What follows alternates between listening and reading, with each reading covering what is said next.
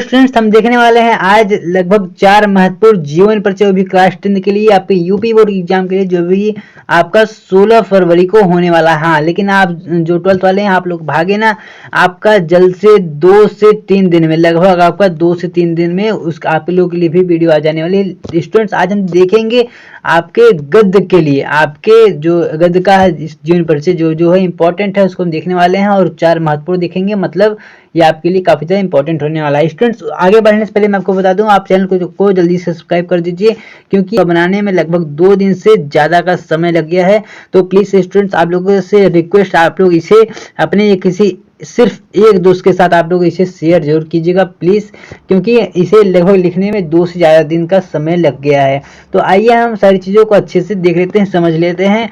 सबसे पहले हम जीवन परिचय में हम क्या देखने वाले हैं, पहले तो जीवन परिचय ही देखेंगे, उसके बाद हम जिसका देखने वाले हैं उनकी हम महत्वपूर्ण उपलब्धियां भी देखेंगे, फिर उसके हम कुछ पुरस्कार को देखेंगे, और उनकी महत्वपूर्ण हम रचनाओं को देखेंगे, और ये सभी चीज क्लास 10 के लिए होने वाले ही है।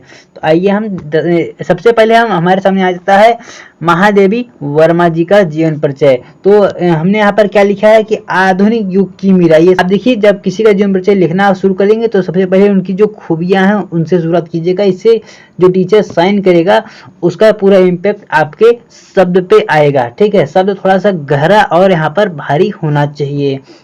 जैसे मैंने क्या लिखा, आधुनिक युग की मीरा कही जाने वाली महादेवी वर्मा का जन्म उत्तर प्रदेश के फरखुराबाद में होली के दिन हुआ। ठीक है, और इसके बाद 1907 में हुआ। आप इसको अच्छे से वहां पर ब्लैक पेन से या आप इसके नीचे अंडरलाइन करके भी लिख सकते हैं, हुआ था। इनकी आरंभिक शिक्षा उज्जैन में हुई। इनकी आरंभिक शिक्षा कहाँ, उज्जैन में हुई थी।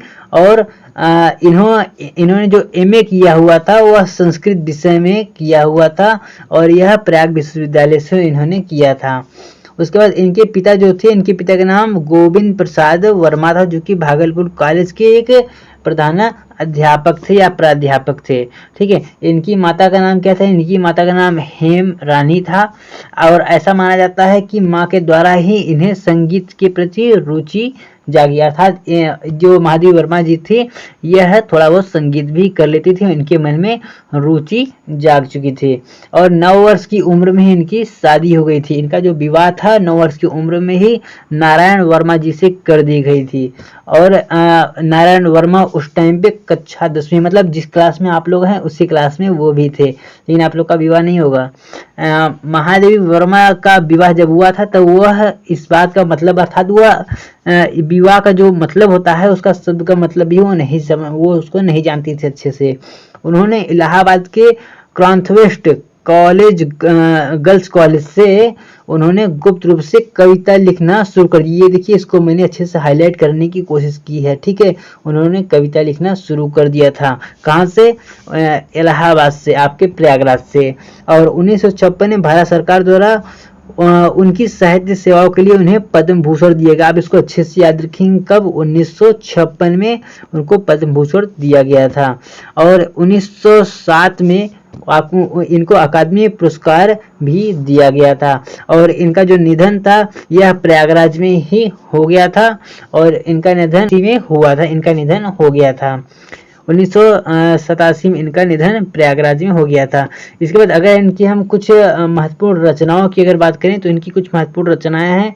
और पहली क्या इनकी रचना है, अतीत के चलचित्र, स्मृति की रेखाएं, पाठ के साथ ही मेरा परिवार, संकरण, निहार, रसीम, निर्जा और संध्या गीत, प्रथम आयाम। तो आपके सामने कुल यहाँ पर लगभग कितने, 1 2 3 4 5 और 5 आपके इधर है, 5 आपके इधर, कुल मिला के आपको हम लोग 10 रचनाएं आपको बता देते हैं। इसमें से आपको एग्जाम में सिर्फ 1 लिखना है। ठीक है स्टूडेंट, तो आपके लिए काफी ज्यादा हेल्पफुल होने वाला है। आपको जो आसान लगे, जैसे आपको अगर ये वाला आसान लगता है, आप सिर्फ यही आप वहां लिख के आइएगा। ठीक है, आपको 1 से अधिक आपको वहां पर नहीं लिखना है, इस बात को आप ध्यान दे दीजिएगा। अब इसके बाद हम देखने वाले हैं सूरदास जी का जीवन परिचय। सूरदास के जीवन परिचय में क्या है कि भक्तिकालीन महाकवि सूरदास जी का जन्म रोहनुक्ता नामक ग्राम में कहाँ पे हुआ था, 1887 78 में पंडित रामदास जी के घर में हुआ था। ठीक है, पंडित रामदास जी के घर पर हुआ था। और पंडित रामदास जी शाश्वत ब्राह्मण थे, यह एक ब्राह्मण थे। कुछ विद्वान सिही नामक स्थान को सूरदास का जन्मस्थल मानते हैं, अर्थात जानते हैं इनके जन्म स्थान में भी मतभेद हैं, इनके जन्म स्थान में भी कुछ मतभेद हैं सूरदास जी के। सूरदास का जन्म से अंधे थे या नहीं थे, इस बात में, इस संबंध में विद्वानों का मतभेद। हाँ देखिए, इनके यह ऐसा माना जाता है जो सूरदास थे यह अंधे थे। ठीक है, यह अंधे थे, लेकिन इस बात में भी बहुत ज्यादा मतभेद आपको देखने को मिल जाएगा। सूरदास जी एक बार बल्लभाचार्य जी के दर्शन के लिए मथुरा गए थे। कहाँ? मथुरा के गौ घाट पे ये गए हुए थे। वहां उन्हें स्वरचित एक पद गाकर सुनाया। मत किसको? इन्होंने बल्लभाचार्य जी को एक स्वरचित, खुद से रचना की हुई एक पद जो था उसको उन्होंने गा के सुनाया। बल्लभाचार्य जी तभी से उन्हें अपना शिष्य बना लिया। और सूरदास जी की सच्ची भक्ति और पद रचना की निपुणता को देखकर बल्लभाचार्य ने उन्हें श्रीनाथ मंदिर पर कीर्तन करने का कार्यभार सौंप दिया। ठीक है, और तभी से उसी टाइम से वह मंदिर, मतलब वो तभी उसी टाइम से वो वहां पर रहने लगे। आगे, सूरदास जी क्या थे? यह विवाहित थे और विरक्त यानी अलग होने से पहले वो अपने परिवार के साथ ही ये रहा करते थे। बल्लभाचार्य जी के संपर्क में आने से पहले सूरदास ने दीनता के पद गाया करते थे। मतलब क्या? मतलब लोगों की हेल्प करना, ऐसे कुछ उन्होंने पद लिखे हुए थे, उसको वो गाया करते थे। बाद में अपने गुरु के कहने पर कृष्ण लीला का गान करने लगे। ठीक है, और सूरदास जी की जो मृत्यु है आप इसको भी अच्छे से याद कर लीजिएगा। इनकी जो मृत्यु हुई थी यह 1883 में हुई थी और गोवर्धन के पास बासरौली नामक गांव में हुई थी। और लेकिन इस बारे में भी कुछ मतभेद हैं, सभी लोगों का अपना अपना मानना है, लेकिन अभी आपको यही याद रखना है, आपको एग्जाम में भी यही लिखना है।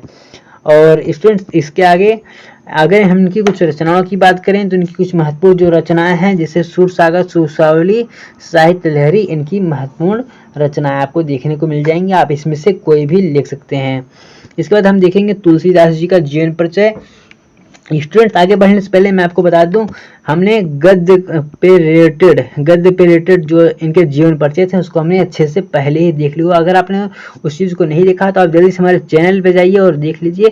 हाँ, और वीडियो को आप जल्दी से शेयर जरूर कीजिएगा अपने एक दोस्त के साथ, क्योंकि इस सारी चीज़ों को लिखने में बहुत ज़्यादा वक्त गया है और बहुत ज़्यादा मेहनत लगती है। स्टूडेंट्स, लगभग 2 दिन का समय सिर्फ इसको बनाने में लग गया है।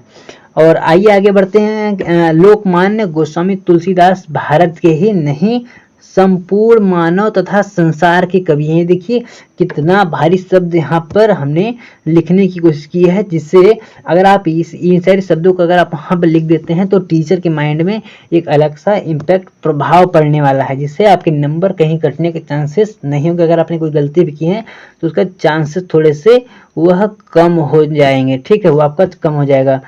और इनके जन्म के संबंध में प्रामाणिक सामग्री अभी तक प्राप्त नहीं हो सका। ठीक है, अर्थात इनके जन्म के बारे में भी मतभेद हैं। इनका जो जन्म था वो 1832 में स्वीकार किया गया, ऐसा मान लिया गया है। तुलसीदास जी के जन्म और जन्म स्थान के संबंध में विद्वानों के पर्याप्त मतभेद हैं। ठीक है, लोगों का अलग अलग मानना है। इनके जन्म के संबंध में एक दोहा प्रचलित है। अब आपको दोहा के माध्यम से इनका जो जन्म है वो आपको अच्छे से याद हो जाएगा। क्या दोहा है कि 1554 विषय, आपको तारीख मिल गई।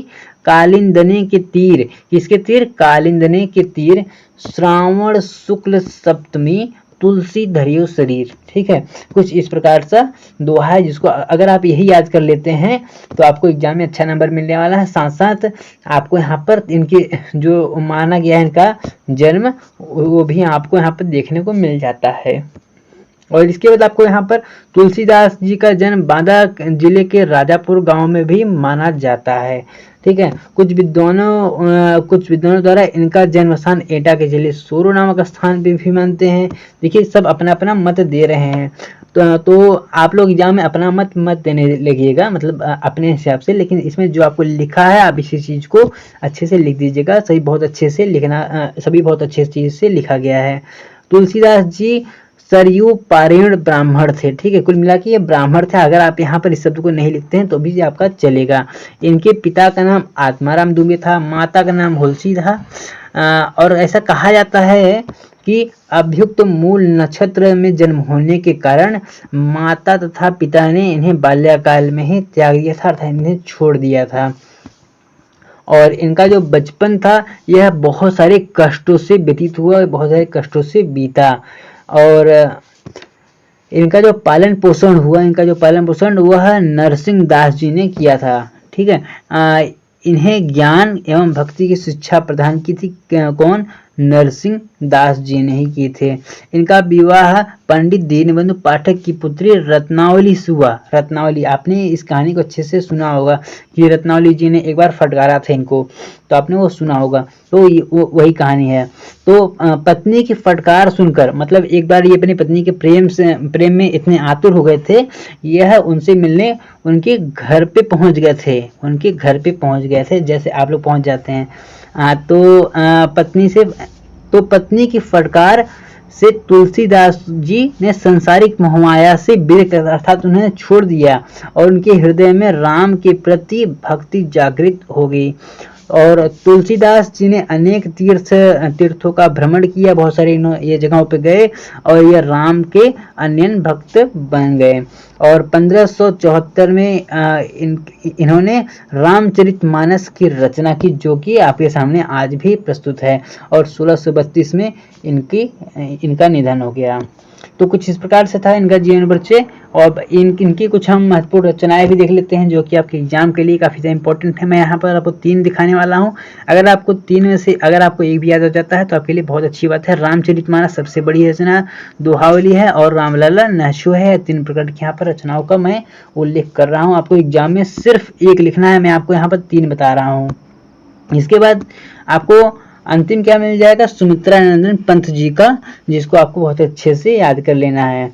तो कविवर, ठीक है, कविवर सुमित्रानंदन पंत का जन्म 20 मई 1900 को अल्मोड़ा के निकट कसौनी ग्राम में हुआ। कहाँ? कसौनी ग्राम में हुआ था। इनके पिता पंडित गंगा दत्त, इनके पिता कौन थे? पंडित गंगा दत्त थे। और जन्म के 6 घंटे के पश्चात ही इनकी माता स्वर्ग सिधार गई, अर्थात उनका निधन हो गया। इनकी प्रारंभिक जो शिक्षा थी यह कसौनी गांव में हुई। ठीक है, उच्च शिक्षा का पहला चरण अल्मोड़ा के बाद बनारस की क्वींस कॉलेज में हुआ। आप देखेंगे जितने महान जो कवि हुए हैं उन्होंने अधिकांश बनारस की क्वींस कॉलेज से ही पढ़ा हुआ है। तो आप लोग को एक बार ट्राई करना चाहिए, शायद आप लोग भी आ जाएं आपके बुक में।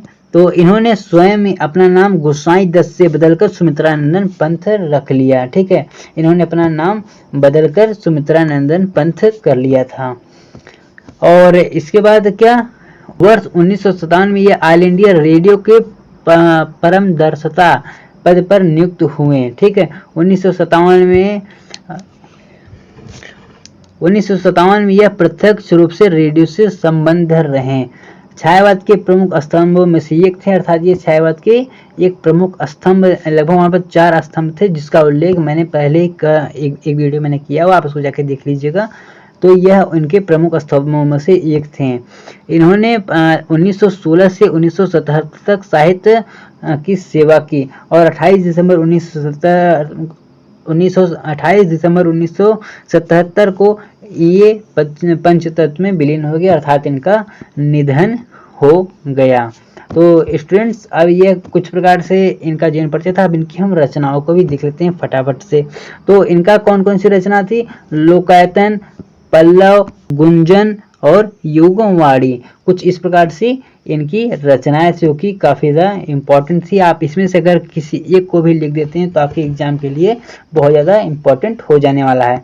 तो स्टूडेंट्स, आप को बहुत बहुत थैंक यू यहाँ तक देखने के लिए, आपके लिए बहुत ज़्यादा ये इम्पोर्टेंट है। तो आज की वीडियो के लिए इतना ही, मिलेंगे आपको फिर से किसी नए वीडियो में किसी नए टॉपिक के साथ।